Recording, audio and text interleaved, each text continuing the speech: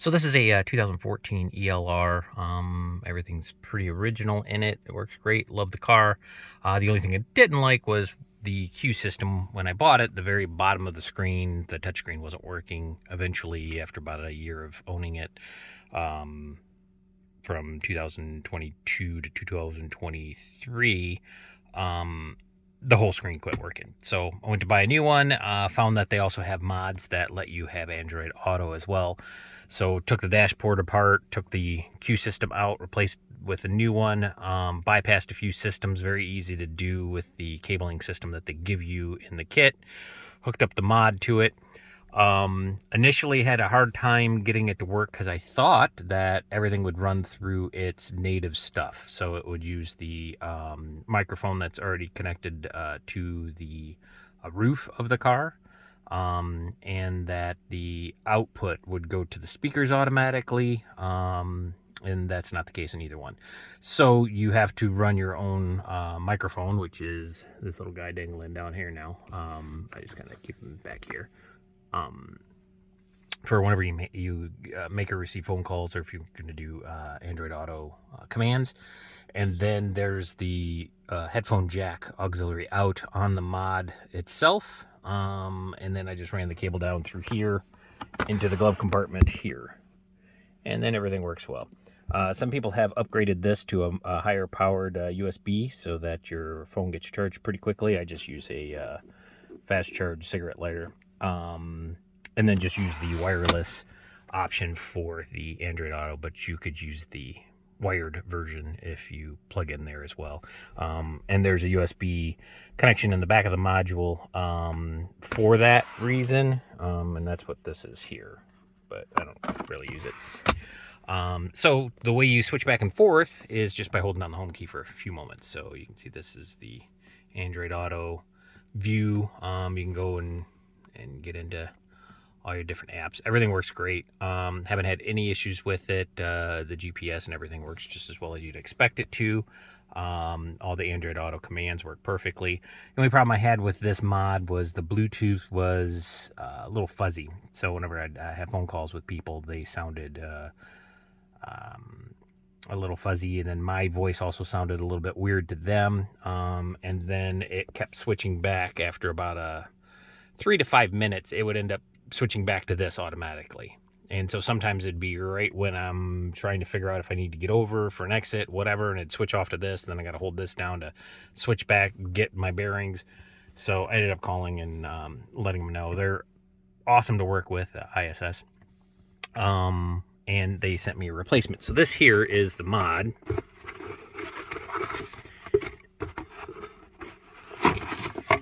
And so it has tons of functionality to it. Most of it you don't use. So there's some cables. There's 2 separate cable adapters for the main part. But you'll know which one you need by your other end, not the part that plugs in here, but the other end on what it fits for different GM models and stuff like that. So it's pretty easy, plug and play. All these keys only fit one size, so it's very easy to figure out what you need to plug in.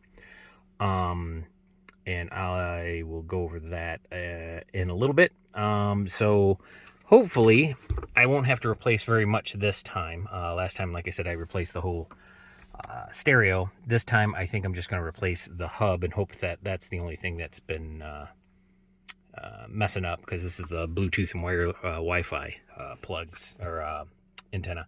So I'm hoping that that will fix my Bluetooth issue, and then the module itself is the reason why I keep switching back. And if that's the case, then it's going to be a little easier this time, because I just need to get access behind these vents, because that's where I put the mod. And then I won't have to take out the stereo and unplug all the cables. So to get the stereo out, it's really not too hard. It's kind of scary because you think you're going to do more damage than you do. But you do need to get little plastic crowbars so that you can get underneath of this stuff. So the dashboard itself right here on this seam, you just need to get into here and then pop it straight up all the way across to here, and then that seam there. And you just keep popping it up. they have these little clips that are straight down, so you just have to lift up until they release. And you know, sometimes you got to put a lot of weight on it. In the very back, there's a metal grill that is separate, and so if you do take the whole dashboard off, you might want to take that grill and lift it up too to put it back down, and then put the grill in afterwards. It makes it easier to put it back together. But you can do the whole thing with just the front part lifted up. Once you get that out, then you need to pull this straight out this way. There's the push pin locks that go in straight that way. So just show you, all here, since I've already popped this open once before, I just put my thumb under here, my finger over here, and kind of just peeled it up. And so you can see that it's already popped up some. So you just keep lifting up, and then it'll keep popping. And then, like I said, if you need to, you can use these to get underneath of there and then kind of pry bar it up. So just applying power here and just lifting up, you can see that I've lifted up most of it already, and you'll see the little metal clips here. So you just more or less got to pull those up. And so for this little trim piece, just get your finger behind the top part here and just pull it out. And then same thing on the other side, you just get behind here and then pull it out. The power little button there, there's enough cable that I just kind of twisted it out, and I just left it connected, but I have it off to the side. So I just kind of flip it around here and just leave it plugged in, so that it's across the dash there. And then next will be to pop these out. All right, so what I do here is just get my crowbar behind here, pop it out, and I just keep working my way down. Again, you're just trying to lift it forward. And then once you're done with that, then like I said, there's this little rubber piece you got to get out after that. Okay, so I took this out so you can see the little clips all the way around. So again, you just put your little plastic little crowbar in there, and just keep pulling it straight out.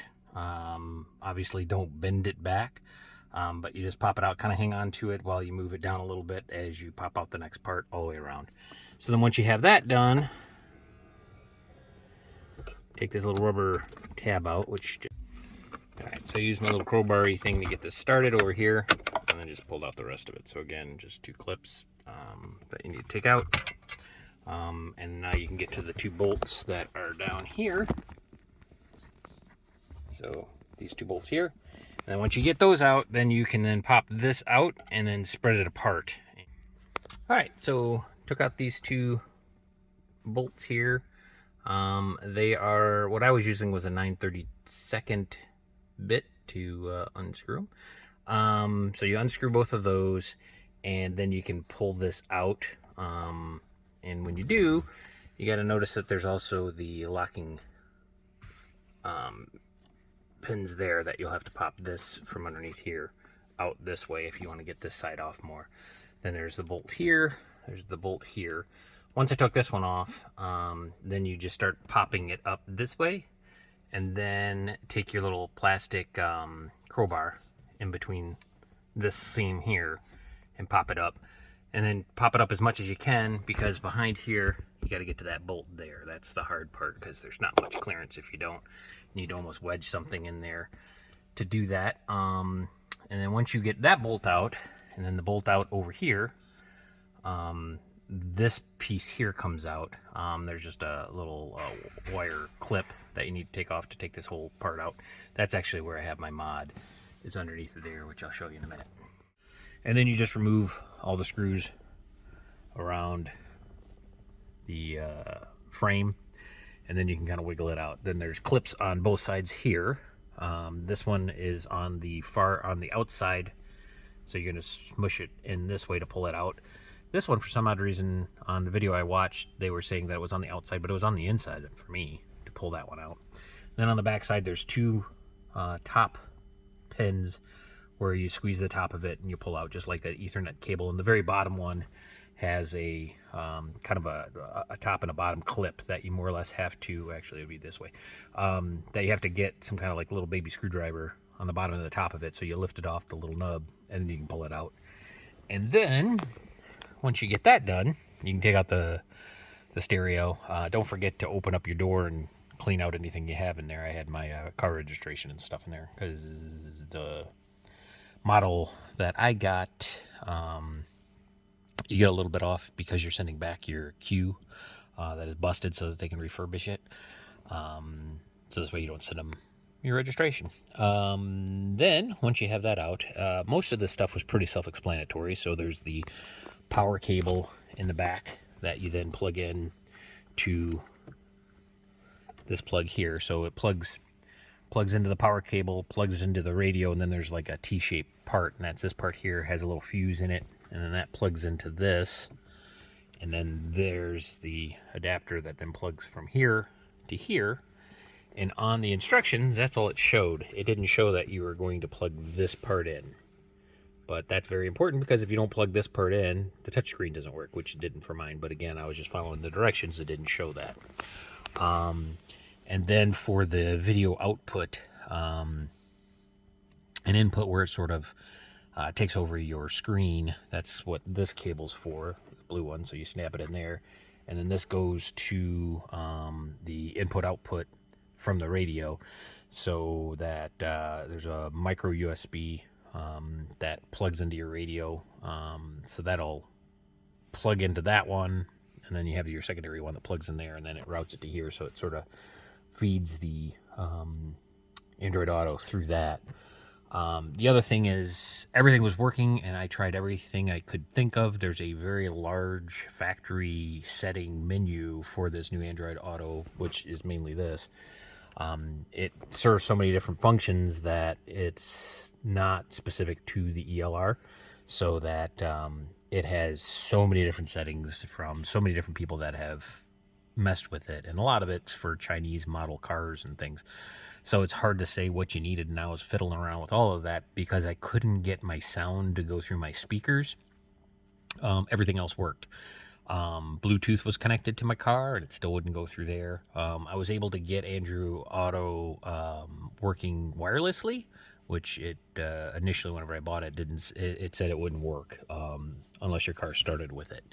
And mine didn't, but I was able to get that to work. I was able to get it to work with the USB. Then there's another little plug here, and then that ends with a normal USB-A plug, so then you can plug in a USB-C adapter, and then that works with the wired USB Android Auto. But since mine works wirelessly, I don't necessarily have to do that, but they give you the cable to run it if you need to. So eventually I gave up on trying to get my speakers working, which could be how this works. Everything I read just said it was all plug and play and worked very easily. I'm scratching my head. So I ended up just taking what they gave me and running with that. So I ended up plugging in the stereo out here that allowed the speakers to work. And then the microphone, for some weird reason, whenever I would say, "Okay, Google," it would show that I said, "Okay, Google," you know, and then it's waiting for me to ask it a question and then wouldn't hear anything else. I don't know how it was hearing the "Okay, Google," but nothing else. But I tried that several times, and it just doesn't seem like the microphone is working through the car. I think it was going through my watch.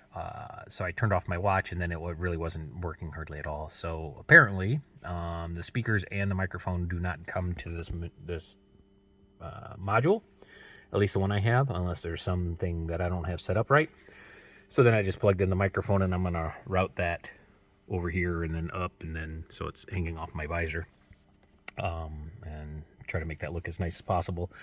And then I'll route the auxiliary cable down along here and then plop it in there.